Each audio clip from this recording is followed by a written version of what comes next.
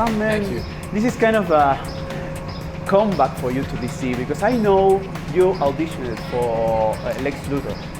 I did. Right? Yeah. Well, I actually originally auditioned for Superman, and but I was smaller at that. I was, a thinner guy at that point. Yeah. So I went in, and the casting director was like, she's like, it was a great read, but would you consider reading the role of Lex Luthor for Smallville?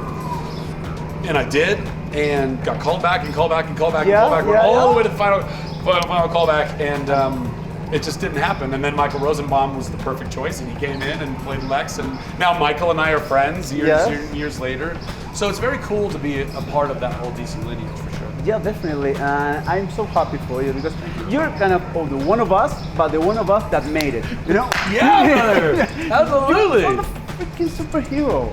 Well, man. Which is for Shazam for you. Yeah, I mean, it is. It's all of that wish fulfillment. It's like, by the way, I mean, as people who are, probably talk and understand nerd culture, more than perhaps others do, it's even more rewarding. But the cool thing about Shazam is that really it's something that everyone in the world, I think that everyone in the world can relate to and delight in, because it's about the kid in all of us getting to be the superhero. And all of us, whether you read a comic book or not in your life, at one point in your life, you wanted to be a superhero. Yes, you believed you'd be a superhero. It's the first dream you have to hang out. Totally.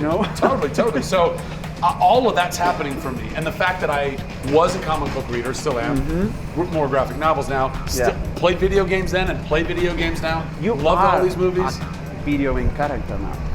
Yeah, well, You have two actually, right? Tomb Raider. So I'm a multiplayer character that you can choose in Tomb Raider, a couple Tomb Raiders ago. Yeah. But only for Xbox, I believe, not for PlayStation.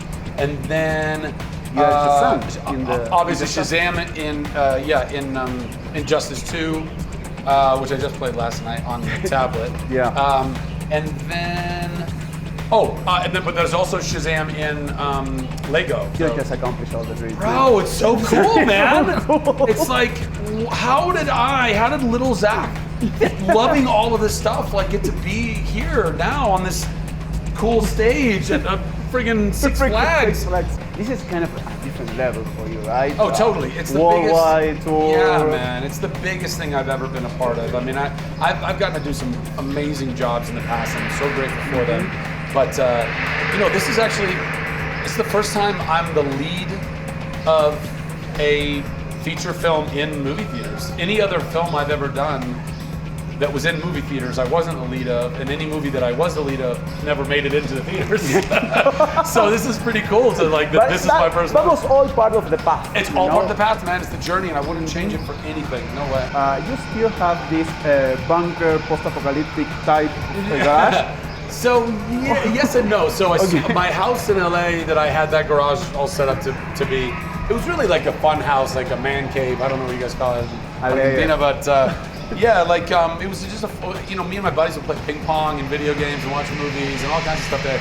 But I also had generators and water and all the things in case there's like a massive earthquake, and you needed to kind of take care of yourself and take care of your family and friends and community.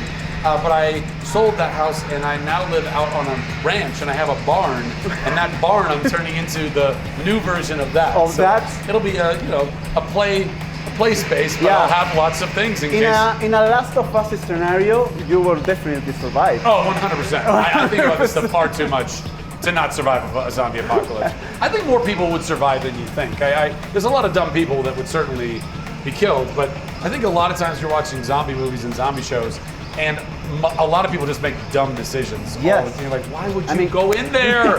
There's clearly zombies in there. Why are you going in there? Oh, accidentally bit me. No, you deserve to die. You deserve to die, definitely. And I know that in that garage you had a Street Fighter arcade. Yeah, that's a classic, original Street Fighter 2. Yeah, and then I also have a sit-down, those table arcade ones. Yes, it's got like Frogger and Pac-Man and Donkey Kong and all that stuff. I'm a Street Fighter player. Which one is your play? Well, I've beaten the game. Back in the day, I played the game so much. I would go to the arcade and play. Then it came out on Super Nintendo and on Genesis, and I had it on both of those systems. I don't know why. Because you're a nerd. You're awesome. Yeah. But so I've played and beaten the game with all of the characters. At some point, but that was a long time ago. Playing, like beating the game with Dalsum is a difficult thing to do. Definitely. Beating the game with E Honda is a difficult thing to do. Guile was probably my first guy that I used. Do you call him Guile in Argentina? Yes, Guile is Guile. Yes. So Guile, I just liked that he was kind of like, he's American, and he's like had the cool hair, and kind of reminded me of Top Gun, because he was like with jets and stuff.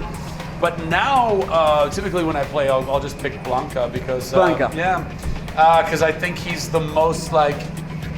I do better with him than anybody else. Yeah. Cheers to everyone in Brazil. Thank you. Yeah, exactly. Thank you.